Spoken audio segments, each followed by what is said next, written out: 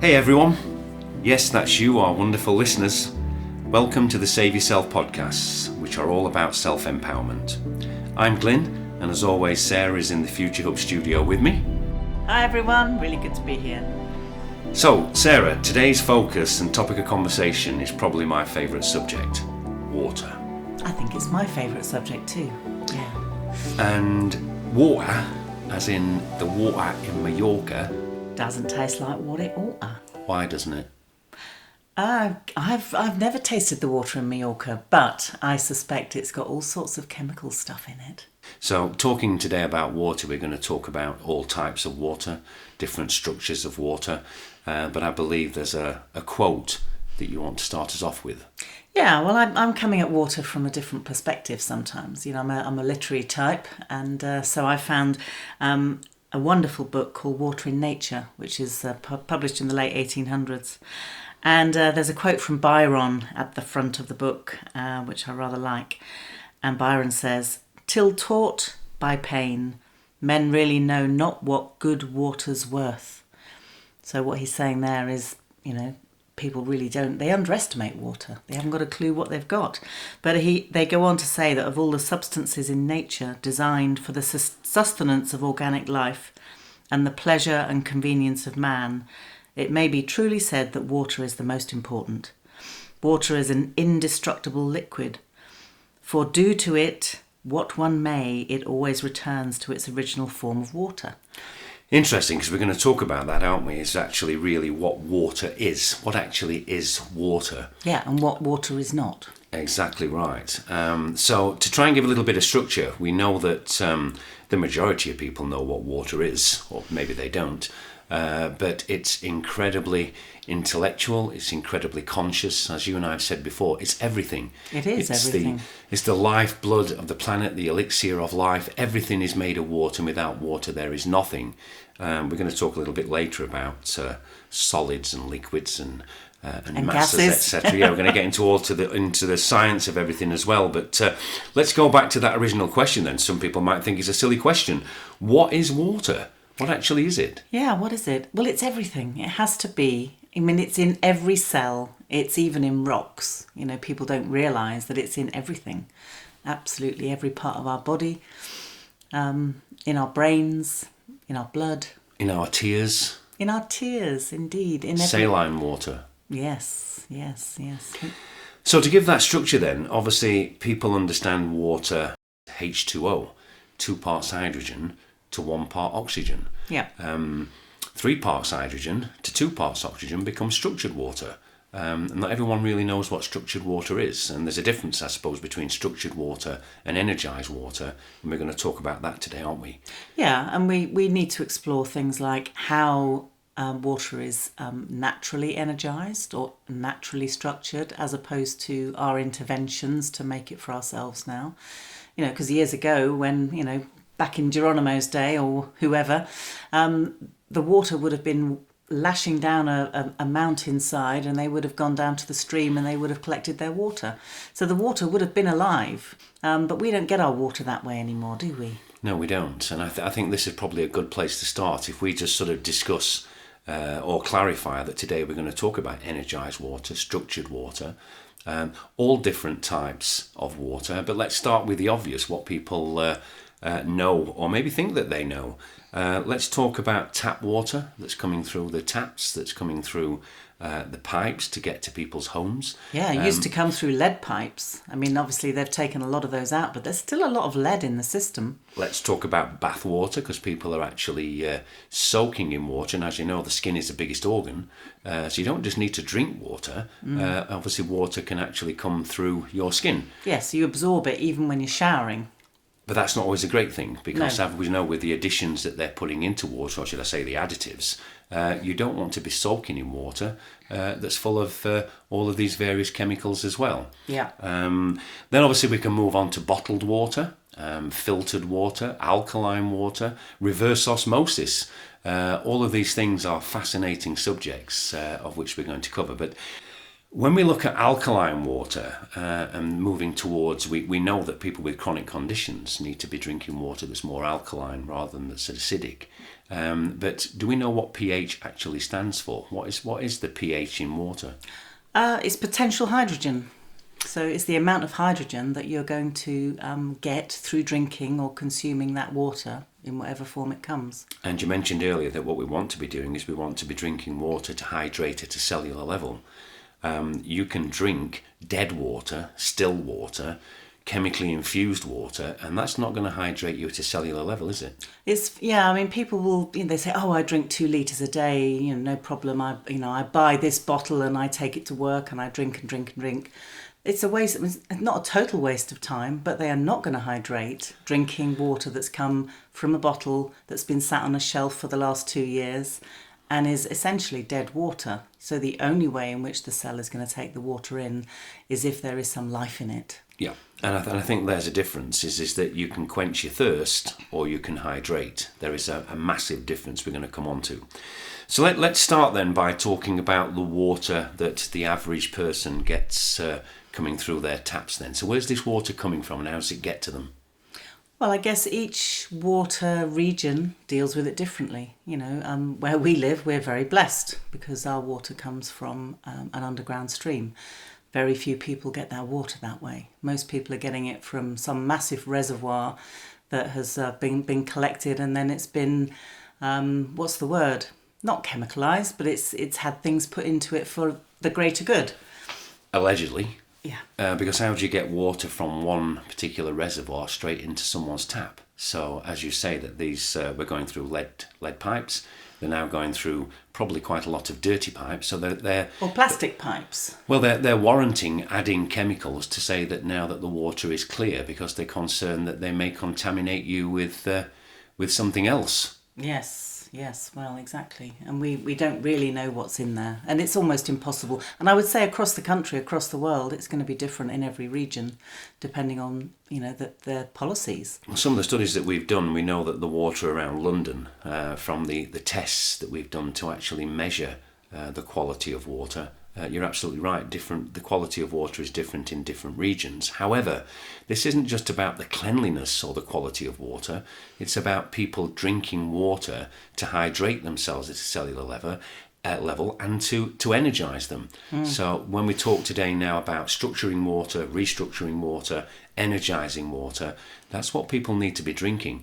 Clean, living, structured, healthy, energized water. Yeah, absolutely. So... can I just come back to, we were talking about bottled water earlier on, and I would say not all bottled water is bad for you. And not all bottled water is the same either. No, exactly. Some of them have come out of a sulphurous source of some sort. I know that when we were kids, we used to drink Perrier on holiday, or there's all sorts, Evian, the whole Volvic. They're coming out of mountains supposedly. The thing is, they're probably starting out quite well, in a good state, but by the time they've sat in a bottle, that's not going to be good for them. Well, the water's died. It's died. And we're going to talk about mineral content as well, aren't we? Rather interesting that you said that, is that, we're all learning. I didn't realise that Perrier water had not been artificially, for want of a word, carbonated. As you were saying, it actually comes like that as its natural format. Yeah, well, it used to. I don't know. Years ago it tasted slightly different. So I'm sure they've done things to it over the years. So basically what we're saying then is that be very, very careful with tap water because of obviously its source and its process to actually get to your tap. Even if it does come through as some sort of water that you consider to be acceptable water, it's still dead.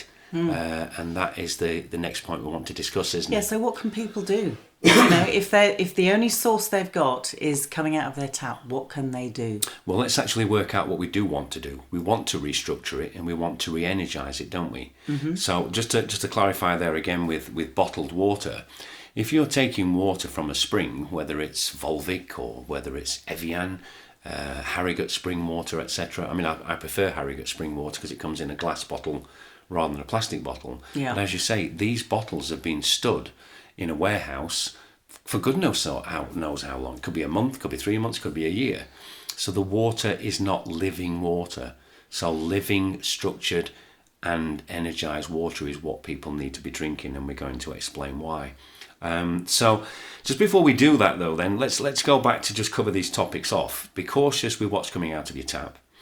Don't think that just because you're drinking what you think is healthy spring water, it may not be of much great use to you either, and it particularly probably won't hydrate you, hydrate you. I'm starting to sound like Joe Biden. Don't. Hydrogenate you, hydrolyze you, whatever you want to do to yourself. You certainly still want to hydrate yourself at a cellular level. So if we start talking now a little bit about what structured water is and what energized water is, we're going to talk about Vida Austin, Masaru Emoto. If we look at what Victor Schauberger had to say and how he found energized water, I mean, obviously we're going back to Austria now, back into the 1930s, and he was a young forest warden, but he made some startling observations. He noticed that trout in a fast-moving mountain stream were able to dart about at fast speeds that just couldn't be explained by the movement of their fins alone. And he concluded that the tumbling and spinning of fast-moving mountain streams imparted an energy to the fish that allowed for this fast movement. So using this knowledge, he then became famous for his ability to manipulate water for large, successful water projects.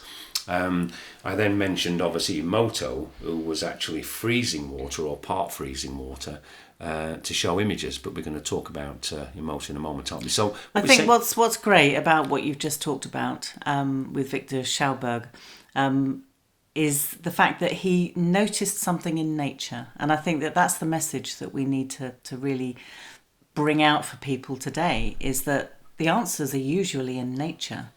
It's for almost any question that you might have about modern living, about health, about, drinking, healthy water. The answers are all there. They are. And as you mentioned earlier, back in the good old days, where everyone was drinking natural, clean, clear, and structured and living energized water, because it was coming from, local waterfalls, fast-flowing rivers. Everyone was drinking natural water, not water which has been bottled or delivered to your home. Convenience. Yeah. But also settlements. They always put a settlement, close to a good source of water. So, the last thing they would do, what we're doing now in the modern world is obviously, as we've said, the water's being fed to your house through a tap or through a pipe. A long way away from that natural source of water. Yeah, and coming back to nature, obviously, as we know, these podcasts have been deliberately created to get people to get back in touch with nature. And we were saying, weren't we, earlier this morning, that we sort of walked outside and looked outside the farmhouse. We were looking across the fact that it's been a beautiful sunny day today, just reminding ourselves of, self-empowerment, but also self-empowerment leads to an element of responsibility. And if we look at how people used to be responsible before the modern world, is there was 4 areas of concern. And the first of them was basically water. Where can we get clean water from, and how can we utilise water that's on our local land? The second thing being food, the third thing being shelter, and the fourth thing being fire/heat. They were the 4 things that people focused on. All of those things today are all delivered. So we go and find a house, that's our shelter. We go and order our food or pick up our food from a supermarket. We get our water through the taps or through bottles or via a bottle, and the heat is delivered by central heating systems, by gas. Yeah, and a lot of people wouldn't even contemplate a fireplace. The reason why I'm mentioning this is that we're starting today to talk about really exactly what water is. It's focusing on water, it's looking at it, studying it, interacting with it, because again, we're saying water is intelligent and it is conscious, which might sound a little bit far out, but hopefully by the time we've got through this podcast, people will realise just how conscious and intelligent water truly is. If you think about the modern dependency, this is one of the issues, is that we've actually had we've lost our freedoms in terms of, okay, it must have been tough to have to go and collect your own water and to, find your own firewood and build your own shelter, all of that stuff. That was hard work. but people were in control of it. And now that this stuff is delivered so readily to the door, to the house, people have no longer got any control over those mechanisms. Hence the need to think about what's been put into your water. They haven't, and the other great thing about living like that as well is that there was community. Yeah. So people did things together and they supported each other and they lived that way together, but they recognised that the core to a healthy, happy life was reverting back to nature and looking at what they could do to become self-sufficient. Yeah. So a couple of other waters then, because obviously we're going to go to all of these elements of water in some great detail. So we talked about alkaline water then. Yeah. Do you want to talk a little bit about the difference between alkaline water, or should we leave that to a later stage? Yeah, we'll come to alkaline water later. Well, the great thing about our podcasts is that we like to do interviews or have conversations with fellow interested people in the subject matters that we find fascinating. We've got a gentleman called Phil that's coming on to talk to us soon about the way that he makes structured water. Now, structured water, as we've discussed before, there's many ways of doing that, by the use of magnets, by vortexing water, by adding additional elements of hydrogen into water. But Phil has found that by infusing water with light is probably the most fastest and easiest way to structure your water. He proves this with a number of strength tests that he can do. So we're going to welcome Phil on to come and talk to us, and then we'll carry out some of these experiments. Of what's fascinating is that Phil will make this structured water, and you don't even need to consume it. What he's done is that one of the strength tests he does is you stand on the floor and see if someone can pull you or push you forwards and backwards. And just by putting 4 drops of water around you, is all of a sudden people find that they can't move you. You become sort of rock solid to the ground. But again, what's fascinating is not just drinking this water. You can actually put it onto people. You know, you can sort of anoint them. Anoint them for what? That's a good word to use. Yeah, yes. Anoint them just by touching on certain parts of their body, just by dipping your fingers into the water. Or on their clothing. Or on their clothing. Yeah, That's what I'm saying. You don't even need to take your clothes off. Yeah, it's a fascinating little experiment, and it's just one of many that he's going to be able to talk about. Absolutely. I tell you, that's going to be a great podcast. I can't wait for that one. Looking forward to having Phil talk to us. Yeah, but we were going to talk about, we've talked about bottled water and we've talked about tap water. So we wanted to talk about distilled water, really. Yeah, I think a lot we distill our water, even though it's coming from a stream, an underground stream, which people might think is crazy. But our underground stream, it comes through a basic filter, but then if we run ourselves a bath, it's brown. You know, it's like our bath is full of minerals, and we know that's good for us, but I don't fancy drinking it very, very much. So we distill our water. We do, and let's look at the benefits of that then. So let's go back to the source. So from the water plane, or probably even below that, we're not too sure what the depth of our water originally coming from. I mean, it's about probably half a mile away from the property. Yeah. So the water's coming from an underground source. It comes into the property, but then obviously we have a main water filter which was built into the property when it was upgraded and redesigned. So the water is being filtered, but even as you say, even though the water's filtered, our water is off-coloured. So if the filter doesn't work, the water comes through brown. Yeah. If it does work, it comes through a very sort of... it's definitely not clear. It's not clear. But even if we didn't have that water coming from what we might consider to be hopefully an organic natural stream, is we would still distill the water, and this is why. So what actually happens when you distill water then? Most people will discuss or understand that when you distill water, you're taking out all the bad stuff, but they also realise you're taking out all the good stuff, and therefore we have to add mineral content back into it. But a fascinating subject that we're going to be talking about today is that when you distill water, you clear water's memory. Yes, indeed. Because water does have memory. Yeah. It's an incredible subject, again, to discuss about how water holds on memory and how long, and just the massive expanse that it has to store information in just a drop of water. Well, they believe that water can hold a memory from 1 million years ago or more. You know, it depends on where the water source has been kept, but they have discovered water in deep underground reservoirs that probably hasn't moved for a long time, hasn't been contaminated with other water, and it's still holding that memory. Which is going to bring us on to more fascinating subjects. There's something called cancel water, which I want to talk to you about, this is where, again, memory was removed, but then new vibrations or new frequencies, or even the power of intent reintroduced into that water. Yeah. So reverting back to distilled water for now then. So once you've cleared this water, and which is essentially a boiling process. I mean, it's a boiling and condensing process. So to distill water, you need a tank that can boil the water, and they're not expensive. I mean, I think we bought our distiller for about 80 quid, so it's not a lot of money really, and it will last for years and years and years as long as you treat it nicely. Yeah. So the benefit of distilling the water then is you are cleansing it. Yes. Of its memory, but also of any impurities. But as we said, you're taking out the good stuff as well. So we've got to add mineral content back into it. Yeah, so we put ours back into a reservoir, and then we stick a mineral stick in it, and that puts a certain amount of minerals back into the water. Just to confirm your meaning of reservoir, not exactly the sort of reservoir that water normally comes from. Well, a big jar, it doesn't matter jar. what it is. A big glass jar with a tap on it so that you can actually access the water. This is a problem with your literally intellects, isn't it? You come up with people think, a reservoir? You took it back out to nature again. So obviously we then start our process of making our structured water from water that has been distilled. So the process we do is we distill the water, then we add back essential minerals, and we'll discuss with people how you can do that. And then on from there, we want to structure the water.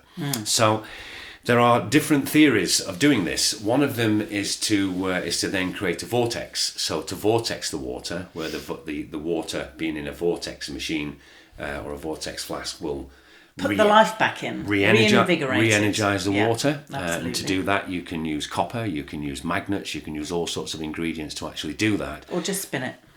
Yes, or spin it. But as we know then, there is another gadget, for want of a better word, that it's becoming quite a craze at the moment for people then to hydrogenate their water. Yes. Or hydrolyze it, call it as you will. But you're basically putting this into a flask and adding more hydrogen into the water. Yeah. But what we want to talk about just briefly today then, and this is why we're bringing Phil on, is that it seems the easiest route to structure your water is actually to add light.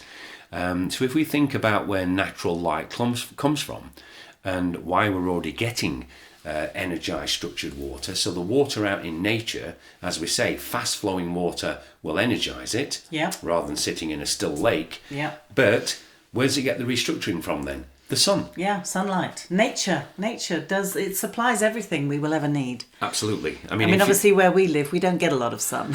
We don't, but I mean, in future podcasts, we're also going to talk about the true benefits of grounding when people realise what is happening when you're getting grounded. People say, you should get grounded. Well, what actually happens? And when you go out into the sun, what's actually happening? But this is a conversation for another day, the true benefits of sunshine, getting grounded and truly using nature to give you all of its free fuel, because that's a word we mentioned earlier, isn't it? What actually is water? It's fuel. Yeah. And in fact, this morning when we went out onto the grass to ground ourselves, there was water on that grass, but it was ice because it had frozen. So we went out onto the frost and put our tootsies on the frost, and boy, was that cold. But, we were putting our feet straight onto water. Absolutely wonderful. It was a good start to the day. And the comment you were making is that water, whether it was structured water or not, would become structured water because the sun, which I say in all its glory today, it's pumping out there today, would have been structuring that water. Yeah. And we noticed a little wagtail out there that was skating along the ice. On the pond. And skating on the pond as well, just, sort of trying to get some water. Yeah. So yes, fascinating stuff so far already, Sarah. Which moves us on then to people who will probably be quite familiar with this phrase, which is filtered water. What's the benefit? Is there a benefit? And if so, what is the benefit of filtering water? Well, I used to filter water. I mean, we filter it here just as a basic intro when it comes into the tank out of the stream. a lot of people are filtering. They're using a brighter filter or they're using some other kind of filter. There's no harm in doing that at all. I'm sure it's a good thing. It will take out a certain amount of the chemicals that people don't want to be drinking. And heavy from metals? Their tap. I don't know whether those filters take out heavy metals. It's almost impossible to know that. I think you need some pretty serious support to get those out. But yeah, I'm sure it takes out a certain amount, but it certainly doesn't take out enough of the stuff that you need to remove from your water, which is why distilling is such a brilliant process, because you can just stop worrying about it and think, right, we've taken it all out. Now, what do I want to put back in? That's the important thing. Let's now sort of revert back then to some of the conversations we've just already had and look at what we think are the pros and cons of the elements of water we've discussed so far. So we mentioned that obviously tap water, I think that most people understand that water coming from their tap is probably not going to be really what you'd like it to be. Yeah. And we'll just leave it at that. But My dad used to joke, that basically the water coming out of the tap, and he'd turn the tap on and he'd say, well, this has been through people 8 times before it got here. So the very idea, it's like this water's been through all these different bodies. And I remember as a child thinking, I don't like the sound of that. No. But I think one important take home from this though, Sarah, as we mentioned, is that if you're going to soak in the bath or even shower in water, that water is being absorbed into your skin. An interesting experiment that we saw just recently online was that a gentleman put a glass of distilled water and a glass of normal tap water, which as we know was chlorinated along with other things like fluoride in there. And he did a test on the water before he did anything at all, which obviously showed the content of all these chemicals. Yeah. Then he put his hand in there, and after a few seconds... This was in the tap water, yeah. In the tap water. After a few seconds, took his hand out and tested the water again, and the water had hardly any chemicals in it at all. So what does that tell you? The chemicals have been absorbed straight into his skin. So this isn't scaremongering, it's delivering fact. Be careful the water that you drink and be careful the water that you bathe in. Yeah. Now, I know people like to go swimming in swimming pools, which are obviously full of many chlorine. But if there's any way you can go and swim in a stream or in a lake... Or the sea, if swimming is your thing, you're better off swimming in nature. Yeah, absolutely. Yeah. No, very important. So, if you're going to go out swimming in nature, you're swimming in rainwater, fresh water. It's water that's come down out of a mountain is blooming cold to swim in, but I tell you, it's definitely going to wake you up. Streams and rivers and the sea are definitely the way forward. So shall we sort of look now at, obviously, and just stating the obvious really, common sources. So, we've talked there about rainwater, fresh water hopefully coming from streams and from rivers, but obviously then the seawater. And salt is something that we're going to be talking about in great detail in future podcasts. Yeah. People say, salt isn't good for you. I'm just like going, well, processed table salt isn't. But there are some incredible salts, clean, natural salts that are actually going to benefit our health. Yes. Yeah. Salt is just, again, it's one of those elements that you need for life, because without salt, I remember years ago, a friend of mine, she was told that she'd been listening to the government propaganda, you want to cut down on your salt. And so she decided to stop cooking with it and to stop putting it on the table. And she got to a point she almost died. She was so dangerously low on salt. She went for a blood test one day and they said, you've got no salt in your body. And they said, you're going to die if you don't eat salt. And she said, but the government said I shouldn't touch it. This is kind of ridiculous thing that people take to an extreme. It is. I mean, obviously, certainly as all of our listeners will appreciate, is that what we can and can't say that's acceptable in this day and age is ludicrous, isn't it? You can't say that. You can't say you can cure this. You can't say that's good for you, bad for you. You can't blame it on the government. But we'll not go down that route at this particular moment in the podcast. So well, we could. Well, we could spend hours on it. But so we're talking about common sources there. But let's move to formats then. The format of water. What about snow, ice? As we mentioned earlier, tears. Tears is a is saline. Yeah, but every snowflake, this is something I love, is the fact that every snowflake is different. Yep. And that is because every single snowflake has had a different experience. Every drop of water that has turned into a snowflake has had a different experience on its journey to that point. So it's demonstrating the energy of what it's holding in that body of water. And its memory, which we're going to come back onto. Absolutely. I mean, the memory of water and how water has previously been structured and the memory that's held within it. When we start to talk about what positive intent and healing water and holy water, because we've got all this to cover. But format: snow, ice, tears. There's obviously vapor, condensation from boil water. Yeah. And as we say, liquid and solid. Yeah. And as you mentioned earlier, Sarah, is that water is in stone. It is. Water is in everything. A wonderful fact, it's something that we were talking about the other day, about water, like a body of water, like a pond or a lake. And as the water is freezing, the water obviously at the surface of the water is exposed to the elements, and so it gets colder quicker. But as water freezes, it expands. So what happens is that means that particular aspect of the water is then floating above the rest. So it then freezes and creates a solid surface like we found on the pond this morning. And everything underneath is then protected from the weather and from the elements. So water is magical in that respect. It's nature at its best. Well, nature has the answer for everything. And what you're clearly saying there is that water recognises the cold temperature and therefore it expands to give itself the provision of a surface layer rather than the whole thing freezing over altogether. Exactly. And no fish can swim through ice, but they can swim through that protected water. Yeah. Now, obviously, we are going to be talking to Phil about structured and energized water in quite some detail and all the tests that he's done. Phil also is specialised in reverse osmosis, producing alkaline water, etc. So we'll leave that as part of that conversation with him. But I mentioned earlier holy water, healing water, cancel water, biosan water is something as well that I'd like to sort of touch just briefly on. Oh, yes. And ormus water. Yes. There's an absolute fascinating subject, ormus water. Which we're just beginning to explore now.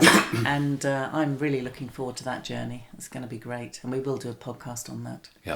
If we just touch on that just briefly though, Sarah, as you were mentioning earlier about there being water in stone. We're fascinated by some of the things that we're learning in the teachings of the old alchemists. And the only reason why I mention that is that we've discussed here about positive intention, is some of these former alchemists, and I've read up on this, it's just incredible some of the things that they're saying that they did or can do, of which, of course, our good friends at the government or other people wanting to make money have said, show us how to do that. And they did. And what the alchemists did, they were pretty much forced into it, said, well, show us how you can make these special substances with your skill set. And they did show them. But then the people or the recipients, they couldn't reproduce that. No, because they were not of positive intent. Exactly right. Now, let's take this to an absolute extreme. Some of these alchemists were taking other forms of metal and actually turning them into gold. Now, I can't confirm that because I wasn't around in the days that they were doing it, but I certainly truly believe in positive intent. But there is one element of gold, monatomic form of gold, obviously mono meaning singular, element of gold, where in ormus water, which I've just mentioned, is that by the process and creation of ormus water is something that's called white gold, and by drinking this, it really is an additional elixir which will allegedly alter and improve your DNA. Yeah. And I think we do need to bring DNA into this conversation when we talk about really what hydrating at a cellular level means, and how you can actually structure and change your cells. Because if you don't mind, if we just sort of quickly cover that now, Sarah. Yeah. So let me ask you for your opinion then. What does hydrating at a cellular level mean to you? It means that a cell is able to receive the water into the cell. And that will only, that's a a process of osmosis, which will only happen if you've got the right potential within the cell for that to happen. Yeah. So structured water has a greater potential to enter into the cell. One thing I forgot to mention as well, the easiest route to get structured water is via organic fruit and vegetables. We mentioned very early on. Yeah, absolutely. H3O2. Yeah. You will get that from organic, and we'll talk in a little while when we start talking more about foods, about the true benefit of eating organically. Yeah.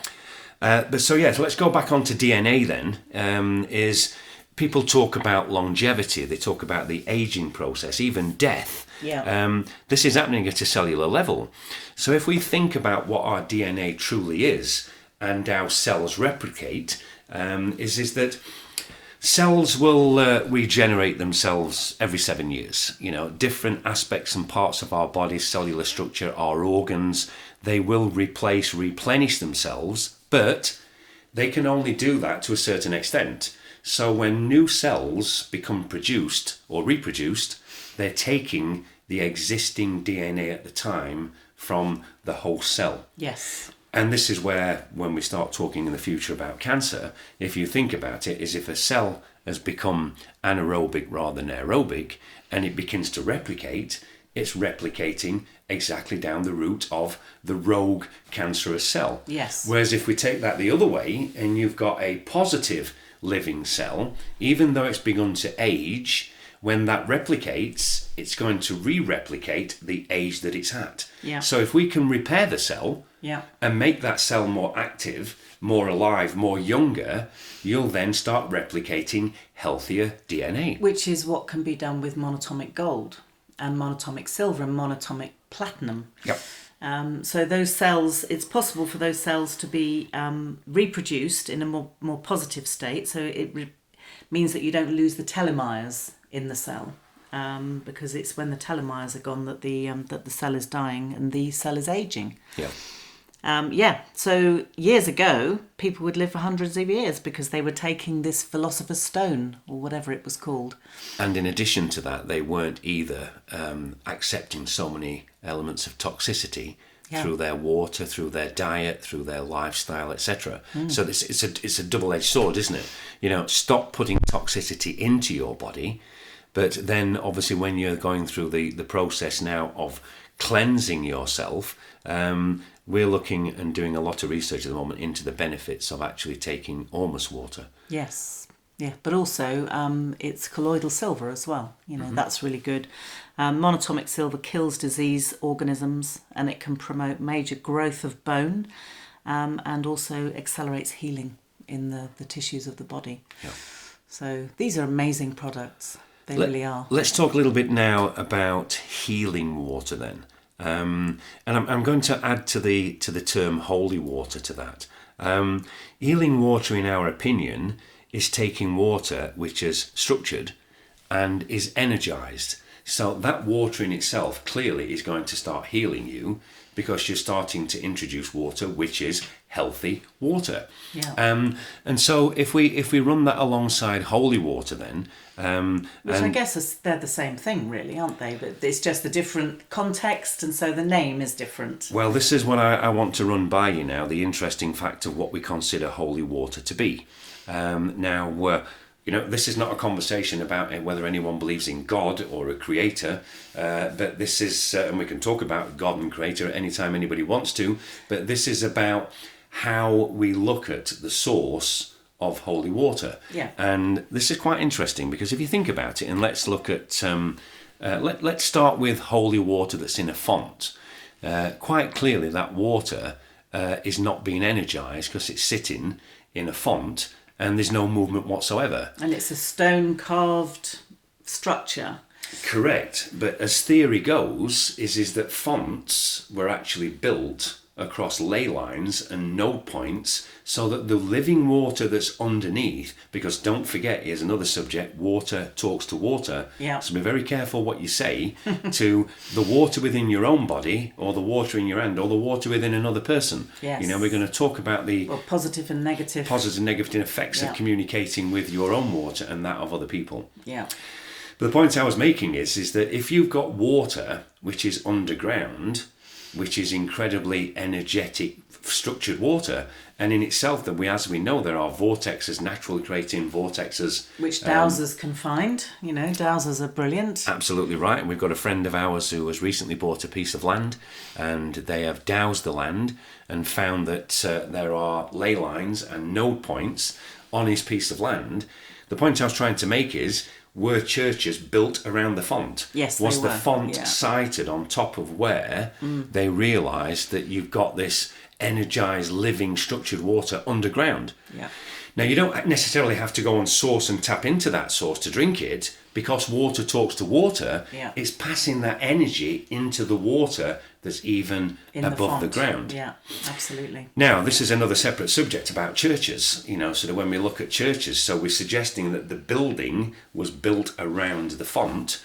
And as we know, were churches originally just places of worship, or were they power stations? Oh, I've heard all sorts of stories. If you think about the spire going up to heaven, I mean, it's supposedly going up to heaven, but out there is a huge source of energy, and they're drawing that energy down into that space And one the way or spire another. being a pyramid, you know, as Yeah. we know, is that, you know, sort of recent studies of the Giza pyramid is showing, and everything's about common sense, isn't it? You know, if you look back, people say, oh, the pyramids, they were burial chambers. Well, then why would you have the Valley of Kings next door to it? With all the You know, bodies in. With all the bodies in, you know, down at Luxor. Yeah. You know, so you've got the bodies in the Valley of Kings. You know, it's now believed that the Great Pyramids, you know, again, were power stations. And these were They places... were healing centres. They were healing centres as well. Absolutely. From the power station. Yeah, and they've now discovered bodies of water under the pyramids that were used as healing water. It sounds to me like the truth might come out one day. Oh, I blimmin' hope so. So yeah, so going back to holy water then, is if water above ground level is being energised from water below ground level, then you can see the benefits of that holy water. And as we said, it's not just about drinking it. You can actually anoint with water that is energised, of which, again, our good friend Phil... Well, he had us anointing each other yesterday. He did. It was a bit strange. It was very empowering. But it was incredible. I mean, I was totally surprised by the fact that you don't just need to drink positive charged water, because that's obviously what it is, isn't it? Yeah. You know, when we talk about the main problem that we have today is we're living in, you know, sort of Wi-Fi soup, and everyone is receiving these, actually, which are called positive ions, which is a rather strange scenario, that the positive ions that Are the come ones from, that are bad for you. yeah, I mean, these are coming from your Wi-Fi, from a lot of your electrical equipment in your house, from your Mobile microwave phone. oven, mobile phone, Yeah. etc. These, Just the electrical wires, everything. well, the body itself is electrical circuit. Yeah. And if you're breaking that circuit all over the place because of the amount of damage that's coming from the toxic environment that we live in, is if you are getting all these positive ions in, you need to recharge yourself with negative ions. And you know the easiest way to get yourself negative ions? Go and get grounded and go and hug a tree. Yes, indeed. Now all of a sudden I'm starting to sound like a mad hippie, aren't I? Now says I wasn't supposed to do that. I said I'd get you one day. Yeah, you did. Well, yeah. So go and hug a tree, not because of the way that it particularly looks, but because of obviously what you'll receive from that tree. Yeah. We're going to have a conversation. Unconditional love. We talked earlier, didn't we, about the fact of nature being a great healer in all respects. And we talked about water being fuel. If you think about fuel, you're getting fuel from oxygen and hydrogen, fuel from those two together making water, fuel from sunlight, fuel from getting grounded. So when we start to truly go back and live in nature, the majority of fuel that you need is provided free of charge. Yes, and people would not need to eat anywhere near as much. They wouldn't, because we're going to talk about...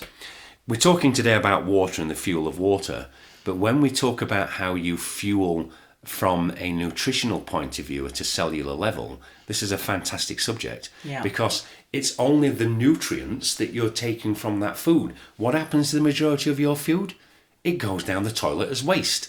So if you can get energy from sunlight, from grounding from the earth, from drinking living structured water, and all the other aspects of nature, you don't need much food at all. No, and breatharians have proved that. You know, there are people who have lived for decades and decades, incredibly healthy lives. I wouldn't necessarily say they're full of energy, but I don't know. I've never met a breatharian. Well, but I've read about some. We're also going to do a conversation about stress and the serious damages of stress, because people say stress is the biggest killer. But when we really understand what stress is and what effect that is having on a person's body, because the stress is particularly normally coming from a mindful state, this goes back again to how much fuel you really need. So if you were living your life in a very happy, relaxed and healthy way, and a very calm way, you're actually burning off less fuel. Yeah, that's true, because it goes in nervous energy otherwise. I'm not suggesting that we all sit around chanting all day long and become breatharians, but what I'm saying is that if we live a calmer, healthier, natural life... in touch with nature, yeah. As you say, you don't need anywhere near the amount of food that people are eating today. Yeah, absolutely. Oh, yeah, so we were talking about structured living water and positive and negative ions. I don't know much about it, really. I mean, I feel like we're just starting out on this journey of learning. But these electrons go into the mitochondria, as I understand it. I don't know much about it. I did biology A-level, but I have to say I don't remember much about it. But that is where you get the real health benefits. You know, it's getting that energy into the mitochondria of the cell. It's a big subject, and we're going to cover this in later podcasts. But yes, let's say the mitochondria of the cell is the fuel source, the energy source to power up that cell. Now, again, I know that when we do the talk with Phil is going to talk about the structure of cells. So I think that's probably, we'll cover that point there, because I don't want to sort of move away from... I don't really want to go into the power of cells at this stage and how cells are truly fueled, because, as you say, there is a science behind this. Phil's an expert on the subject. It's going to be quite interesting to hear the conversations that we can have with him on such an incredible subject. I get the feeling we're going to have endless conversations with Phil. Yes, we are. So we mentioned biosan water and how water can be changed in its chemical format. So I just want to touch on that just briefly. We said that water is H2O. By adding an additional element of water, of hydrogen and oxygen, becomes H3O2. But isn't it interesting that when you take H2O and make it H2O2, becomes hydrogen peroxide? I know, and you just wouldn't imagine that the one in the middle of the two would end up being a chemical structure like it would, that. But most people think of it, that sounds, hydrogen peroxide, that sounds a bit toxic. Sounds a bit blonde. But, well, there is actually, strangely enough, some health benefits to hydrogen peroxide. Yeah. I know that obviously if you make a paste from hydrogen peroxide and aloe vera gel, etc., and mix this together in the right format, it's been incredibly successful of helping people with forms of skin cancer. Absolutely. Well, it literally just dries it up and it falls off. That's pretty amazing. I think the difficulty that me and you have got with these podcasts, Sarah, and I say difficulty from a positive point of view, is so easy to diversify here, isn't it? We don't want to particularly start talking about chronic illness today, but talking about chronic illness at a later stage, we will be reverting back to how the positivity of healing water can help so many people, whether they've got cancer, heart disease, they've had a stroke. Yeah. All of these things are highly relevant. Yeah, well, water is, as we identified right at the beginning, is like the most important thing. Yeah. It is the elixir of life, and it does have all the answers one way or another. Before we finish today's podcast by talking about some of these previous incredible people that have done tremendous work to explain the benefits of water, like Vida Austin, Moto, Schulberger, etc. What I'd like to do is revert back to the conversation we just had earlier about not necessarily can-cell water, but the element of making can-cell water, which is about positive intent. Yeah. So what we're saying is that by distilling water and removing everything from it, including the memory, if you then take that water and do nothing else other than actually add positive intent. And positive intent can be done in so many ways. And this can just be by you showing gratitude to the water. Yep. By, making, for want of a better word, prayer towards that water. You are passing positive vibrations back into that water. Yeah, and you can help people who are unwell as well, just by literally sending love from your water to the water in their body. Yeah. And the water will hear you. It's incredible. Which we're going to prove in a moment when we talk about these experts over the previous decades. But so in addition to good intention, there is also the vibration and the frequency. Now we know that if you were to put water by a drum and create vibrations, that will alter the structure of the water. Yeah. And using tuning forks, and obviously for those people who are familiar with previous technologies like Royal Raymond Rife, the Rife machine. And the Spooky 2. The modern day version of that today being the Spooky 2. Yeah. And there's many other pieces of 21st century devices that can actually add frequency and vibration back into water. And we've done many tests with that. But we're going to talk about Rife machines and other pieces of 21st century equipment which can actually help people to make changes not only to the water in their glass but the water within their body. Well, I tell you what, I mean, I love the equipment and I've loved exploring some of that equipment, but you can never beat something like a Tibetan bowl, a singing bowl, or the simplicity of a tuning fork. And the intensity of the sound of 432 hertz or any of the other hertz in that situation, the whole body benefits, and you can feel the water in your body absorbing those incredible vibrations. I mean, the machinery is great, and it's going straight into the water and it's doing its job. But I quite like the basic stuff. And what I like about the basic stuff as well is it doesn't cost a lot of money. Exactly. And this is, again, another conversation we're going to be having. When we have worked as, let's use the term, guides to help and support people who are being chronically ill, the first thing we need to consider is their budget. Yeah. So it's interesting, isn't it? When a person becomes seriously ill, and being the empaths that we are, we say, well, this is what we would do in your circumstances. Yeah. But the majority of things that people can do are actually not particularly expensive. The most effective things are not expensive. You don't need all of the modern day technologies. You don't need all of the supplementation. And an example of that would be people say, well, I've bought this piece of kit and I've bought all these supplements, but they're not drinking structured, living, energized water. They're not going out and getting grounded.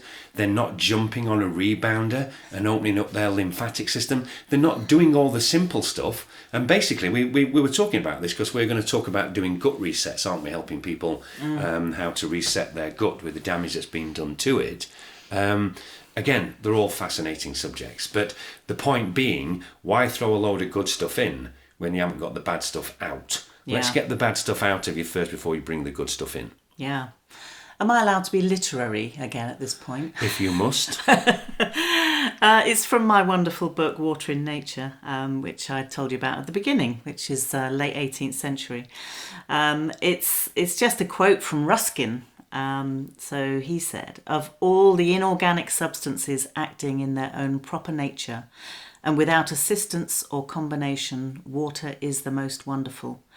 If we think of it as the source of all the changefulness and beauty which we have seen in clouds, then as the instrument by which the earth we have contemplated was modelled into symmetry, and its crags chiselled into grace, then as in the form of snow it robes the mountains it has made, with what transcendent light which we could not have conceived if we had not seen, then as it exists in the form of torrent, in the iris which spans it, in the morning mist which rises from it, in the deep crystalline pools which mirror its hanging shore, in the broad lake and glancing river, finally in that which is to all human minds the best emblem of unwearied, inconquerable power, the wild, various, fantastic, tameless unity of the sea. What shall we compare to this mighty, this universal element, for glory and for beauty? Or how shall we follow its eternal changefulness of feeling? It is like trying to paint a soul. Wonderful words. Ruskin, beautiful. Absolutely. Says it all, really. It does. And he said it very beautifully, as you say. Shall we talk about some other people then? So we've had a couple of quotes here from Ruskin, from Byron, but the people who have been such major influences in how we've been taught about water so far, I think we should make a mention of these people. Go on then. So yeah, I mean, well, let's start first of all. It's the who's who of water. Well, let's start. I mean, if we go back, as we say, obviously the people who have been people who have talked in great detail and have done many of their own tests and experiments. We've mentioned Victor Schauberger, who realised the benefits of energized water, energized natural water. And then obviously I'd like to give a mention now and a little brief chat about Masaru Emoto. Yeah. And the way that he was doing experiments by freezing water, which moves us on to Vida Austin, sort of the book that we were looking at and talking about over the course of the last year. If you just want to quickly talk about Vida Austin and what she's achieved. Oh, well, she's a fantastic woman in New Zealand who just started to experiment, and she was doing these experiments with her kids. I mean, she seemed to be at home literally every day. She would try a different experiment. So she was putting images underneath a Petri dish with water in it. And the image would then the whole thing would then go into a freezer. And what she would find was that the images that were underneath the Petri dish were being frozen into the water. So that when she pulled it out of the freezer and took the image away, it was there. And then she started to experiment with just momentarily introducing an image. So the image didn't necessarily go into the freezer. But every single time she managed to influence the way in which the ice crystals formed on that plate. So absolutely beautiful book that she's put together. And it's almost a form of art as well, isn't it? Well, it is. It's where art meets science. Absolutely. Yeah. Just so that our listeners know, is that all of the things we've been talking about today, we're going to put links at the end of each podcast so that people can do their own study and their own research on all the topics that we're covering. So returning back to our good friend Masaru Emoto, really, I mean, he was the one that really, first of all, I suppose, made such an amazing discovery about water. And he flash froze the water molecules, photographed each water molecule as it went from a liquid state to a solid state, of which we know that Vida Austin now has actually found a way to simplify that, because initially she used a similar theory. So she was deep freezing the water, but she found out she was getting better results just from a short period of time just to freeze the water. Yeah, and it was the intention that really made the difference. So if she was bringing in thoughts of love or particular types of energy or emotion, then that was creating a much stronger image. You know, if she was connected to the image in some way and cared about it, then it was showing itself. That's exactly what I was going to go on to with Emoto here, because Emoto found that when he spoke to freezing water molecule, it affected the shape of the molecule. So if he said positive things such as "I love you" to the water molecule, it transformed it into a beautiful white crystalline shape, similar to that of a snowflake. But if he spoke harshly, saying "I hate you," the water molecule shriveled and became dark. So this is not in our imagination, and people can do these tests for themselves. Well, you think about it. If water talks to water, and if you are the perpetrator of a negative intention or a negative thought, and you speak hatefully to a child or to a partner or to someone at work, you know, your water is talking to the water in their body. That's going to have a very powerful impact on that person. So you think about people who've been brought up in very negative environments. It's no wonder that they end up depressed or challenged in some way in their lives. Yeah, I know that Vida Austin has a close relationship with Gerald Pollack, another major influencer in the study of water. So again, we'll put these links. But here's a name that most people have probably heard of, and that's Einstein. Yeah. Now, I know that we're certainly with people in the truther movement today. They'll be like, Einstein? Not too sure he can be trusted. But I think you were saying earlier, Sarah, that his wife was the... She was the genius behind it all. And I know a lot of people would say that's rubbish, but it's what I've heard. that she was actually the driving force. But, women weren't listened to in those days, so he was probably a very useful mouthpiece for her. Well, here's a quote from Einstein, whether it be Mr. or Mrs., because obviously he realised in his later writings, this was clearly indicated, that he's saying that nothing exists in the universe except electromagnetic vibrational frequency. He stated there's no such thing as mass. So I suppose once you understand that, and that everything is electro-vibrational magnetic energy, then everything else becomes quite plain. We need to, we're just at the beginning now, aren't we? Yeah. We're all starting to realise that what we thought, or what we've been told, or what we've been educated or studied, there's a lot more to it than what things are what not appears. Quite as we thought. Yeah. But I think that's quite a hopeful message, because an awful lot of what we've been told hasn't necessarily worked in our favour. So it's actually quite nice to uncover the truth. Yeah. Well, listen, guys, I know that we've covered a lot of ground today and we've diversified, but we've had to, because, as we say, water is such an incredible subject, and we're going to be making future podcasts now to talk in more detail about almost water and how to teach people how to make it themselves. Yeah. As we mentioned, Phil's going to come on and talk about reverse osmosis and how he realises that we can structure water just by by infusing it with light. Yeah. And also what we need to bear in mind is that all of these podcasts, the plan is to share information with people, and we want to work on the idea of empowering people to heal themselves, which is why we call it the Save Yourself podcasts. It's not about us telling you what to do. It's not about us trying to sell you anything. What we want to do is we want to empower you, so you can then make your own minds up about the best way forward for your health. And the most important thing to say as well is we really, really do value people's feedback. This is not about us sitting around a table trying to be an authority on a subject. It's about starting conversations about things that we feel really passionate about, and helping people to understand things, but also just helping them in general is what we're doing this for. It's what we enjoy doing. Yeah, so feedback, and we'll try and answer your questions, or we'll point you in the right direction. And I suppose as we get busier and busier with the amount of feedback that we receive, we will try to answer as many questions as possible. Yeah, absolutely. Empower yourself. Save yourself, people. Absolutely. Until next time, thank you, Sarah. Thank you, Glyn. See you on the next one.